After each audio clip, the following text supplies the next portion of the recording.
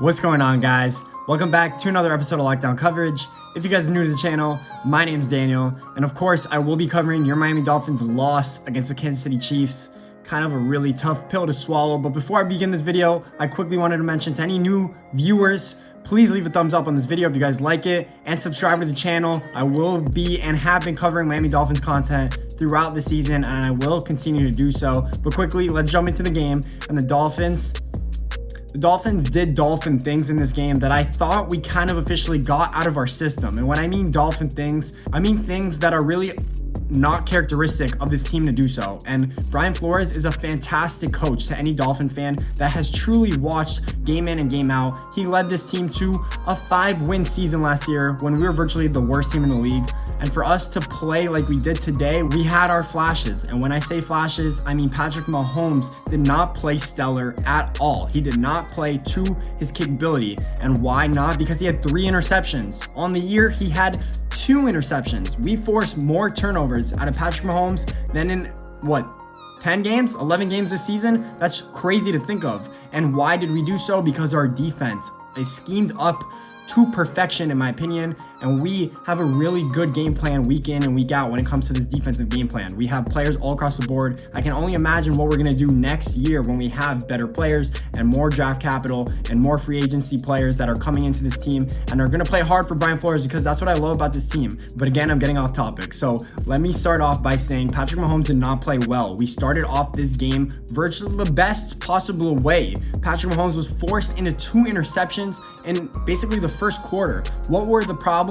And I'm sure Brian Flores punched the statement into the team's brain at halftime is that they did not capitalize on points. We forced turnovers and were kicking field goals, and Jason Sanders had a key missed field goal in the beginning of the game. 2 had a safety late in the third quarter. We had uncharacteristic plays. That is what I meant by earlier saying is that we kind of had plays that I did not foreshadow the Dolphins having any more under this regime. But there were a few reasons why this happened. And first off, let me say that Patrick Mahomes is still the best quarterback in the league. I don't care what anyone says. Tyreek Hill is a matchup nightmare. We did everything in our capability to hold him and contain him. Yes, he had a few crazy runs, and he looks like he's faster than everyone on the field, in which he basically is. He took a 32-yard play run, especially a jet sweep to the crib, and it looked like no one had a chance of getting him. Like literally no one. He almost went untouched, and he had guys all over him, but there weren't really over him. And Travis Kelce is the best tight end in the league. That just shows you what something that Mike Gesicki could possibly turn into. Mike Gesicki had a fantastic game. He caught 2 touchdowns, and even though Tua Tagovailoa's decision-making was a bit suspect, he had to force throws in there. Did you guys see who he was throwing to? Lynn Bowman was the best playmaker on the field for the Dolphins, and Devontae Parker got injured. He should have had a touchdown in which he dropped, which turned into a field goal instead of a touchdown. Yes, Devontae Parker, stay on the field and stay healthy.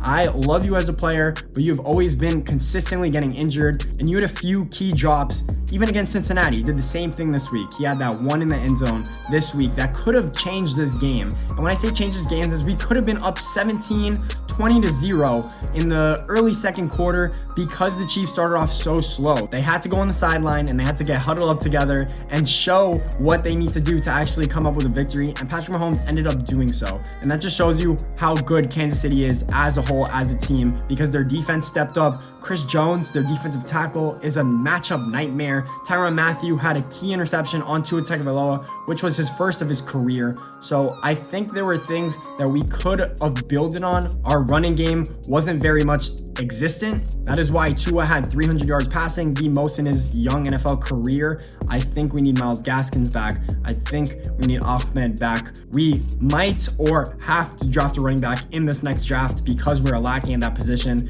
But our defense played amazing. Xavier Howard, I don't know what I have to tell you guys. Xavier Howard is the best corner in the NFL right now and should be in consideration for Defensive Player of the Year. How close do I have to get to the camera? Xavier Howard needs to be Defensive Player of the Year candidate with Aaron Donald and with TJ Watt. I think that he is one of the best corners in the league. Did you see the interception he had with one hand?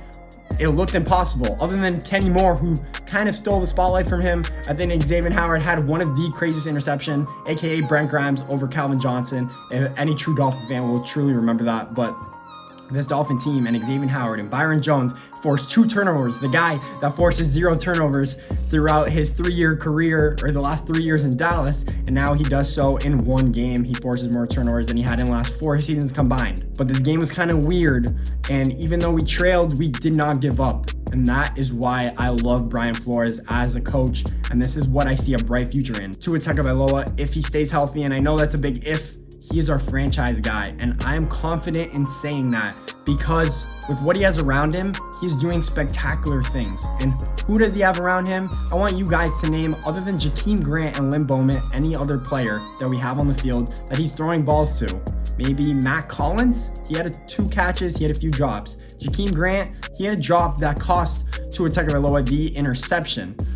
We need key playmakers around Tua Tagovailoa. He will be the franchise guy moving forward. This defense looks special. I love what Brian Flores is doing as a team. So as a takeaway, and I know there's a lot of takeaways you could take from this game, but I think thinking positively, we actually did very well, and we actually came back and competed virtually against the best team in the league, in my opinion, and I think in many's opinions, the best team in the NFL. So we will see what happens with the Dolphins team. The next week is key, and Brian Flores is going to motivate the fuck out of these players. I think they're going to ball out. We'll see what happens. If you guys like this video and want me to do a preview, let me know, because I definitely will. I was going to do a preview for the Chiefs, but I got kind of lazy, if I'm being honest. So we'll see what happens with the Miami Dolphins scheme, game plan throughout the rest of the week. Mike Gesicki looks like he did get injured and might miss the rest of the season. Hopefully that doesn't happen, but now that we're down, maybe Devontae Parker and Mike Gesicki, it will be hard for us to move the ball on offense, but we'll see what Tua could do with the weapons we have around him.